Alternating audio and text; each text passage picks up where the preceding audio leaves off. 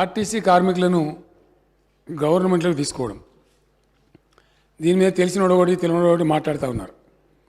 ఆ గవర్నర్ గారు పాపం మాకు తెలిసి తెలియక అనవసరంగా వివాదం కొని తెచ్చుకున్నారు. అనవసరంగా ఆర్టీసీ పెట్టిందే ప్రజలకు ప్రజా రవాణా ఉండాలని చెప్పి అధ్యక్ష. సరే, క్రమేణా కాలక్రమంలో ఆ సంస్థ నష్టాల్లో కూరుకుపోవటం ఇదంతా జరుగుతూ వచ్చింది. నేను కూడా ట్రాన్స్పోర్ట్ మినిస్టర్గా పనిచేసిన అధ్యక్ష. నేను పనిచేసిన రోజుల చాలా డెడికేటెడ్గా పనిచేసి, నేను మినిస్టర్గా బాధ్యత తీసుకున్న రోజు ఆనాటి ఏపీఎస్ఆర్టీసీ 14 కోట్ల నష్టాలలో ఉండే అధ్యక్ష. ఆ 14 కోట్ల నష్టాలను పూడుస్తూ వివిధ రకాల ప్రక్రియలు అక్కడ ప్రవేశపెట్టి మరొక 14 కోట్ల రూపాయల ఆదాయం తెచ్చినాం అధ్యక్ష ఆర్టీసీకి. అంటే తమను పూడ్చగలిగితే, శక్తి సామర్థ్యాలు ఉంటే నష్టాన్ని పూడ్చవచ్చు. కానీ ఈ మధ్య ఏమైపోయిందంటే అధ్యక్ష, అనేకమైనటువంటి డీజిల్ పెరుగుదల మన ఆర్టీసీ మేము ఆశామాషిగా చేయలేదు అధ్యక్ష. ఏ పని కూడా అట్లా చెయ్యం మేము. గతంలో ఆర్టీసీ కార్మికులు సమ్మె చేశారు, మమ్మల్ని గవర్నమెంట్లో తీసుకోమన్నారు. మేమేం చేసినామంటే మీకు తగిన డబ్బులు ఇస్తాం, మీరు నడపండి, లాభాలు తీసుకొచ్చే ప్రయత్నం చేయమని ఒక బెస్ట్ ఐపీఎస్ ఆఫీసర్ని అక్కడ ఎండీగా వేసి, మనం మంచి అనుభవం ఉన్నటువంటి బాజిరెడ్డి గోవర్ధన్ గారిని చైర్మన్గా వేసి విశ్వ ప్రయత్నాలు చేసినారు వాళ్ళు కూడా. ఎంత చేసినా ఈ అబ్నార్మల్ డీజిల్ ప్రైస్ అధ్యక్ష మన చేతులు ఉండలేదు, సెంట్రల్ గవర్నమెంట్ చేతిలో ఉంటా ఉంది. అది ఎట్లా ఉందంటే సుమారు 40 లక్షల కిలోమీటర్లు తిరుగుతాయి అధ్యక్ష మన బస్సులు. 6 లక్షల లీటర్ల డీజిల్ ప్రతిరోజు కాల్స్తాయి. అవి 6 lakh లీటర్స్ డీజిల్. 60 రూపాయల డీజిల్ 110 రూపాయలు 105 రూపాయలు అయిపోయింది. అమాంతంగా 45 రూపాయలు పెరిగితే రోజుకు 2.5 కోట్ల రూపాయలు డీజిల్ మీద నష్టం వస్తూ ఉంది అధ్యక్ష. ఎక్కడి నుంచి మొదలవడాల సంస్థ? మన క్యాబినెట్లో మేమందరం కూడా దాదాపు 5.5-6 గంటలు చర్చించి, గతంలో మనం వద్దనుకున్నాం, మరి ఇప్పుడు ఏం చేయాలి? మా చర్చలో తేలింది ఏంటంటే అధ్యక్ష, నేను కుల్ల చెప్తా ఉన్నా, అని దాచిపెట్టేది ఏం లేదు. ప్రజలకు రవాణా సదుపాయం కల్పించడం ఏ ప్రజాస్వామ్య ప్రభుత్వానికైనా ఒక సోషల్ ఆబ్లిగేషన్. మరి ఆర్టీసీని తీసేద్దామా? తీసేయడానికి లేదు. ఆర్టీసీ బెస్ట్ స్కిల్ ఉన్న సంస్థ, జీరో యాక్సిడెంట్ ఫ్రీ ఉండే సంస్థ, ప్రయాణికులను క్షేమంగా చేరవేసే సంస్థ. మనమే లక్షల కొద్ది పాసులు ఇస్తూ ఉంటాం విద్యార్థులకు, మరొకలకు. మనది మంచి సదుపాయం. ప్రజలు కూడా బస్సు ఉండాలని కోరుకుంటారు తప్ప పోవాలని కోరుకోరు. మరి ఇప్పుడు ఏం చేయని? ఆ సంస్థగా మనగడ సాగించే ప్రయత్నం లేదు. ఇంకా ప్రభుత్వమే సాకాల, ప్రభుత్వమే సాధాల్సిందే. వాళ్ళు చేయలేరు. వాళ్ళ కాలికి మస్తు ప్రయత్నాలు చేసినారు. గోవర్ధన్ గారు, ఆ ఎండీ గారు చాలా ప్రయత్నం చేసినారు. చివరి క్యాబినెట్లో తేలింది ఏంటంటే వాళ్ళకి సంవత్సరానికి 1500 కోట్లు ఇస్తూ ఉన్నాం అధ్యక్ష. ఇప్పుడు బడ్జెట్లో పెట్టి మరి ఇస్తూ ఉన్నాం. Every year 1500 crores we are giving to the RTC. గవర్నమెంట్లో లేదన్న పేరే కానీ గవర్నమెంటే సాగుతూ ఉంది దాన్ని. ఆ వచ్చేది ఏమూలకు సరిపోవడం లేదు. కాబట్టి ఇంక తప్పదు మనకు, ప్రజలకు ప్రజా రవాణా ఉండాలి. ఏ ఆబ్జెక్టివ్తో దాన్ని పెట్టినారో ఆ బాధ్యత నుంచి మనం తప్పించుకోలేము. తప్పకుండా ఉండి తీరాలి. కమాన్ ప్రభుత్వంలోకి తీసుకుందాం.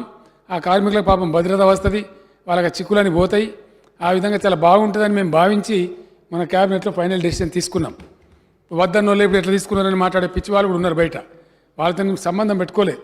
ఏ పని చేసినా గవర్నమెంట్ ఒక బాధ్యత ఉంటుంది, ఒక లోతైన దృక్పథం ఉంటుంది, ఒక పరిశీలన ఉంటుంది. దాని మీద స్టెప్ తీసుకుంటాం. ఈ సగం ఎందుకు, బయట మేనేజ్మెంట్ ఎందుకు? మనమే ప్రభుత్వమే డబ్బులు పెట్టి ఇంకా కొంచెం దాన్ని స్పీడ్ చేసేటట్టు 10 రూపాయలు ఎక్కువ ఇచ్చేటట్టు కూడా చేద్దాం. మంచోళ్ళకి 2 ఐఏఎస్ ఆఫీసర్లను పెడదాం, యంగ్ ఆఫీసర్లను పెట్టి బాగా పనిచేద్దాం అనే ఉద్దేశంతో ఆ నష్టాలు ఎట్లాగో భరిస్తున్నాం కాబట్టి అనవసరంగా అక్కడ ఎందుకు, అకౌంట్స్ మన దగ్గరికి వస్తాయి, మొత్తం బాగుంటుందని చెప్పి నిర్ణయం చేసినాం. కొంతమంది ఎంత దుర్మార్గంగా అంటే అధ్యక్ష, ఇంత నీచులు కూడా ఉంటారు రాజకీయాలలో. ఆర్టీసీ ఆస్తుల మీద కన్నేసినామో అని మాట్లాడతారు. ఇంతకన్నా దౌర్భాగ్యం ఉంటుంది అధ్యక్ష? ఇంతకన్నా దరిద్రం ఏం చేసినా ఒక అడ్డంపుడు మాట్లాడతామంటే ఇదే దుఃఖం కలిగించేది అధ్యక్ష. ఇంత బాధ్యతాయుతంగా పనిచేసే ప్రభుత్వం ఆర్టీసీ సేవలు పెంచుతాం, ఆ బస్టాండ్లను ఇంకా బ్రహ్మాండంగా చేస్తాం, మోడర్నైజ్ చేస్తాం, సౌకర్యాలు పెంచుతాం, ఇంకా అవసరమైతే ఇంకో 10 ఎకరాల జాగా తీసుకుంటాం. ప్రభుత్వ పరంగా ఎన్ని డిపోలు కట్టిస్తున్నాం అధ్యక్ష? ఇప్పుడే అక్బరుద్దీన్ ఓవైసీ గారు అడిగినారు, బండ్లగూడలో నాకు బస్ డిపో కావాలని చెప్పి. ఎందుకు అడుగుతున్నా? అక్బరుద్దీన్ పర్సనల్ ఏం లేదు అక్కడ. ఆ ప్రాంత ప్రజలకు ట్రాన్స్పోర్ట్ ఫెసిలిటీ కావాలా. His idea is constituency people should get good facility. Definitely government will take up. దానిలో ఏమవుతుంది, ఇంకా అదనంగా జాగాలు సమకూరుస్తాం. అవి బోలేతే अकबर भाई क्या औकाफ ज़मीन का है, वहाँ से नो ऑब्जेक्शन लेके वहाँ सारी चीज़ बना सकते बोले. ऐसे और जमीन हम आरटीसी को देंगे, देते ही जाएंगे, उस संस्था को बढ़ा लेंगे। वो अपना संस्था है, अपना घर का बच्चा है, उसको कैसे मार देते? సో ఇట్లా దుర్మార్గం మాట్లాడే ఈ చిల్లరగాల మాటలని కాదు. ప్రభుత్వం అంటే ప్రభుత్వానికి ఒక బాధ్యత ఉంటుంది, సమాజానికి మేము జవాబుదారులము. ఖచ్చితంగా రవాణా సదుపాయాన్ని ప్రజలకు అందుబాటులో ఉంచాలని, ప్రజలకు ప్రజా రవాణా అందుబాటులో ఉంచడం ప్రజాస్వామిక ప్రభుత్వం యొక్క సామాజిక బాధ్యతని గుర్తించి క్యాబినెట్లో 4 గంటల సేపు మేము చర్చించి దాన్ని ప్రభుత్వంలోనే చేర్చుకుని ఇంకా బాగుంటుందని చెప్పి మా ఆలోచించి ఒక బాధ్యతాయుతమైన నిర్ణయం తీసుకున్నాం. అందులో కూడా ప్లస్ మైనస్ అన్ని చర్చించి డైరెక్ట్ గవర్నమెంటే కరెక్ట్ అని చెప్పి వాళ్ళని తీసుకున్నాం. వాళ్ళకి భద్రత వస్తూ ఉంది. అప్పుడు పీఆర్సీ ఇస్తాం, వాళ్ళకి ఆటోమేటిక్గా పెరుగుతుంది. ఏ సదుపాయం ఎంప్లాయీస్కి ఇచ్చినా ఆ 43,000 ఉద్యోగులకు కూడా అన్ని పెరుగుతాయి. పాపం వాళ్ళు కూడా సంతోషంగా ఉంటారు, ఉద్యోగ భద్రత వస్తుందని, కార్యకలాపాలు కూడా పెరుగుతాయని అనుకున్నాం అధ్యక్ష. మరి ఆ గవర్నర్ గారు ఎందుకు ఉంచుకున్నారో తెలియదు. ఆ పనులేని అంతా పెట్టుకొని 96 క్లారిఫికేషన్లు అడిగి, అది మినిమం అధ్యక్ష. అసలు గవర్నర్ గారు అదే చెప్తున్నాను నేను. ఈ సభ్యులు వెళ్ళిపోతారని నేను చెప్తున్నా, నేను దాటంగానే వీళ్ళు దాటగలరని చెప్తున్నా.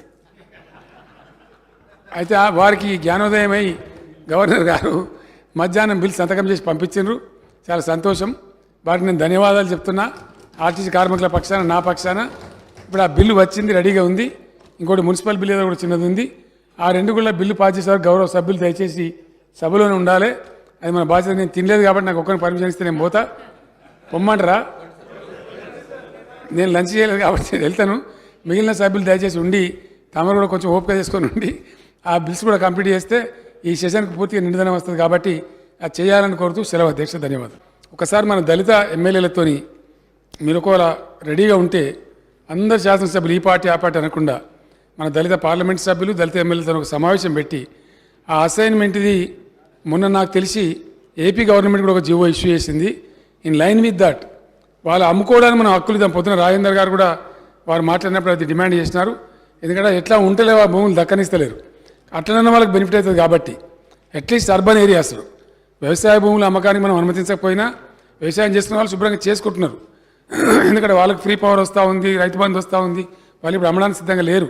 ఆ భూములు వాళ్ళ ఆధీనంలోనే ఐఎమ్ హ్యాపీ.